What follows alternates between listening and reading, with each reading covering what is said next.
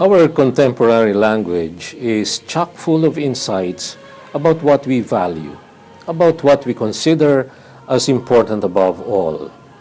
There was a time when we were told to tune in to a particular radio program or to a particular TV channel.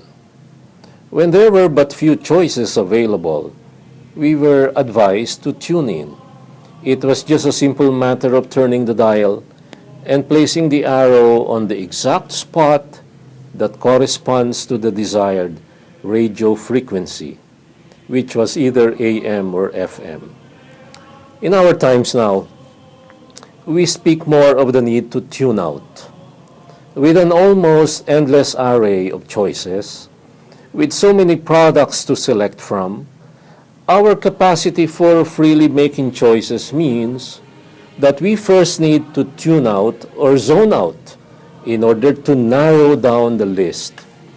We literally need to unclutter our lives first before we can make order come out of chaos.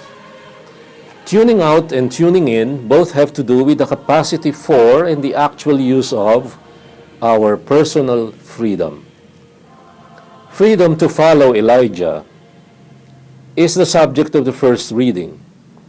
As soon as Elijah threw his cloak over Elisha, the latter unhesitatingly uncluttered his life, said goodbye to what bound him to his past, and followed Elijah as his attendant. We are told explicitly, taking the yoke of oxen, Elisha slaughtered them, used the plowing equipment to boil their flesh, and gave it to the people to eat. He tuned out before he tuned in, and focused on becoming a prophet like Elijah was. Paul, for his part, takes up the same icon of the yoke that Elisha burned and advises the Galatians to set themselves free. But for them to be truly free, they first needed to zone out of situations that enslave them. Only then could they really focus on genuine freedom. In effect, Paul tells them to be free from in order to be free for. He counsels them to liberate themselves from the law of the flesh so that they could live by the Spirit. Again, we may speak of his thoughts in terms of tuning out so that one could tune in to what leads to genuine interior freedom. The gospel links up this interior freedom with a call to discipleship. For a disciple to be genuinely free to follow the Lord, he has to tune out three things in life. First in the list is the need for safety, comfort, and security. He tells the enthusiastic applicant who asked to follow him wherever he went, "Foxes have dens and the birds of the sky have nests, but the Son of Man has nowhere to rest his head." In effect, he tells him to tune out first from all your cares and tune in to the demands inherent in being a disciple. Second, he talked about the need to zone out of all excuses, rationalizations, and alibis, legitimate or otherwise. Various concerns and personal ambitions, wants, and desires always tend to crowd out the feeble desire in the human heart to do good. One always will find a reason to delay, to postpone, to hem and haw, and to push ahead and pull back at one and the same time when it comes to doing something difficult but necessary.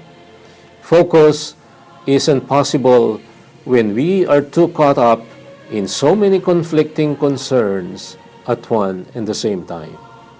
Third in the list, which is perhaps the most difficult of all, is the need to tune out of so many attachments, affections, and emotional bonds that tie up the human heart. With so many conflicting allegiances, so many loyalties that claim for our undivided attention at any given time, we need to narrow down the field of choices a little bit. We need to lose some in order to win some. We need to let go if we are to let grow that feeble desire to do something really marvelous for God and for others. No one who sets a hand to the plow and looks to what was left behind is fit for the kingdom of God. Our postmodern and globalized world has definitely made our field of choices wider and broader. Endless choices mark our entertainment world, for one. But our interior freedom to make wise choices may have narrowed down considerably. In many cases, commercial advertisers may really have decided already for young and old alike. For many young people who live in the midst of so much peer pressure, there may not be any interior freedom left to speak of when it comes to deciding how to behave and how to act differently from what the world of young people all over the world expects him or her to act.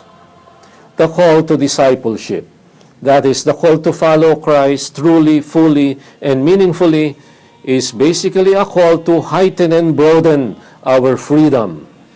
But before we can be free for Christ, we need to be free from so many constraints that pose as obstacles to fully following Him.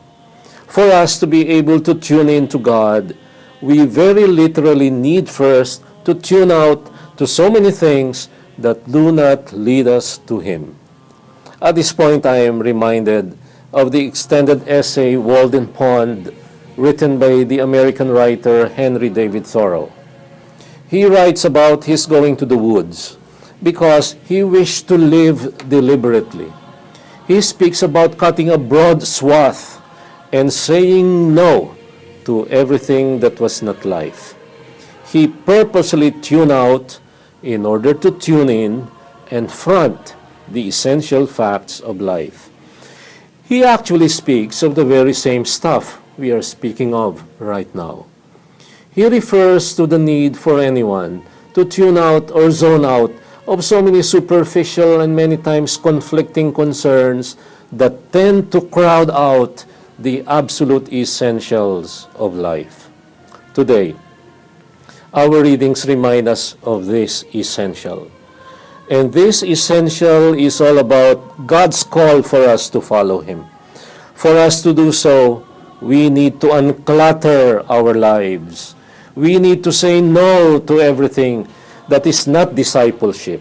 We need to tune out for us in order for us to tune in. Free us, Lord, from darkness and keep us in the radiance of your truth. That was our prayer at the beginning of this Mass. And this, my dear friends, is your Kalakbay at Katoto in this week's episode of Puso sa Puso, saying thank you and have a pleasant and a blessed Sunday.